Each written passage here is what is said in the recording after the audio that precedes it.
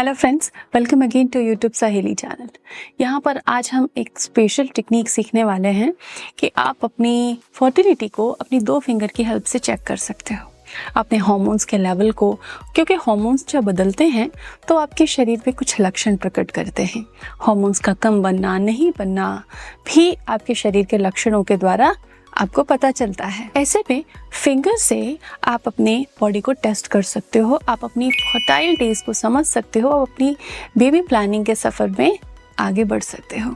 उसके लिए आपको क्या करना है, इसे टेस्ट कब करना है, कैसे करना है, सावधानियां क्या रखनी है, ये सब कुछ अच्छे से जानना आपके लिए ज़रूरी है ताकि टेस्ट करते वक्त आप कोई गलती ना करें। फ्रेंड्स, यूट्रस का जो मुंह होता है, बच्चेदानी का मुंह होता है, जिसको कि सर्विक्स कहा जाता है, वो हमारे वजाइना के अंदर के सिरे पर ओपन होती है।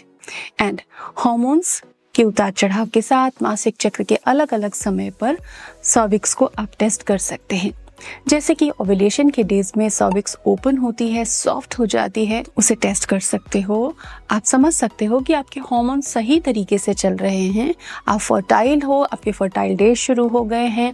उसी तरीके से सर्विक्स अगर नहीं ओपन होती है, उसको भी आप समझ सकते हो। छोटे छोटे से तरीके हैं, लेकिन बेबी प्लानिंग में ये चीज़ें आपको काफ़ी कुछ समझाती हैं और आपकी मदद करती है। जब आप घर पे स्ट्रेस्ड रहते हो, आपको कुछ समझ भी नहीं आ रहा, कहीं जाने का मन नहीं कर रहा, आप इन चीज़ों से अपनी बॉडी को समझने का प्रयास कर सकते हो। तो सबसे पहले इसे हमें टेस्ट कब करना है। पीरियड डेज में कभी ऐसे एक्सपेरिमेंट्स ना करें।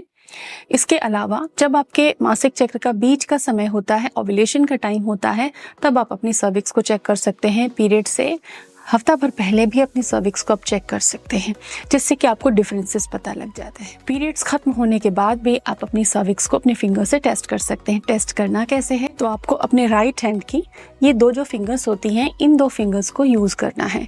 हाथ साबुन से धुला हो, नाखून कटे हों, हाथ साफ हो। ग्लव्स हैं तो ग्लव्स का आपको इस्तेमाल करना है। हाइजीन बहुत सही होना चाहिए, अदरवाइज आप खुद को ही इन्फेक्शन पहुंचा देंगी। नाखून कटे, हाथ साबुन से सही तरीके से वॉश करके कोशिश करें कि जब आप नहा लेती हैं, आप जब क्लीन हो जाती हैं, तब आप इस टेस्ट को परफॉर्म करें। कैसे परफॉर्म करना है, किसी भी ऊंची चीज पर, स्टूल पर, कमोड पर अपने एक पैर को ऊंचा रखें और अपनी इन 2 फिंगर्स को अपनी वजाइना में इंसर्ट करें और बिल्कुल इतनी ही लेंथ होती है वजाइना की। उसके बाद आपको सर्विक्स फील होगी। अगर सर्विक्स बंद है तो आपकी फिंगर पे एक ऑब्स्टिकल आएगा, फिर आपकी फिंगर्स इंसर्ट होंगी। लेकिन ओव्यूलेशन का जब समय होता है और सर्विक्स जब साइड की वॉल में खुल जाती है, सॉफ्ट हो जाती है, सॉफ्ट रहती है सर्विक्स, तब आपको कोई भी ऑब्स्ट्रक्शन फील नहीं होगा। आप आसानी से अपनी फिंगर इंसर्ट करेंगे और उसको बिल्कुल एक सा आपको महसूस होगा, यानी कि सर्विक्स ओपन है। ये ओपन सर्विक्स। लेकिन कुछ फीमेल्स को सर्विसाइटिस होता है या दूसरे इन्फेक्शंस होते हैं। कई बार सर्विक्स के मुंह पर छोटी छोटी सिस्ट होती हैं, कई बार वो बड़ी भी होती हैं, तो इसकी वजह से कंसीव होने में दिक्कत होती है। इससे जब आप खुद से फिंगर टेस्ट करेंगी तब आप थोड़ा अनुमान लगा सकती हैं कि आपको सर्विक्स में कुछ प्रॉब्लम है, और इसके बाद आप अपने डॉक्टर से कंसल्ट करें डिटेल एग्जामिनेशन एंड ट्रीटमेंट के लिए। ओव्यूलेशन के डेज में जब सर्विक्स ओपन होती है, तब कहते हैं बच्चेदानी का मुंह खुला है, तब आपको फिंगर्स इंसर्ट करने पर ऐसा फील होगा जैसे कि आप एक आम लीजिए जो एक पका हुआ है और दूसरा आम लीजिए जो कच्चा है।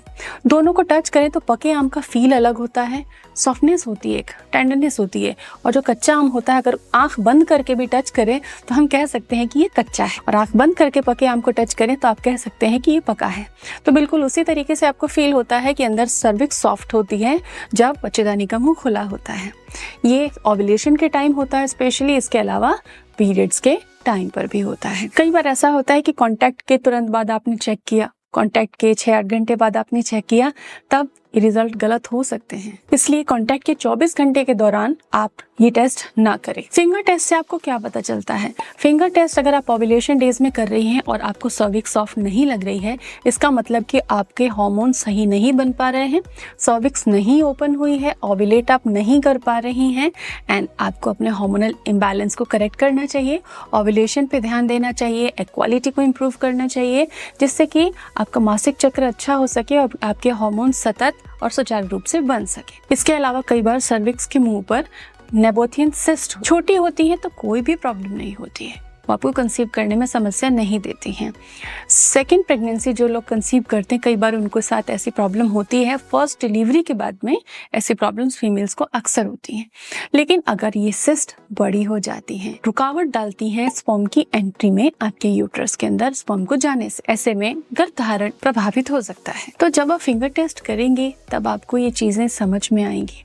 इसके अलावा ओव्यूलेशन हो रहा है नहीं हो रहा है, ये चीजें भी आपको समझ में आने लगेंगी। तो फिंगर टेस्ट जरूर करें, अपनी बॉडी को समझें और अपनी प्रेगनेंसी प्लान करें। होप ये वीडियो आपको पसंद आया होगा। Thanks for watching and do subscribe the channel.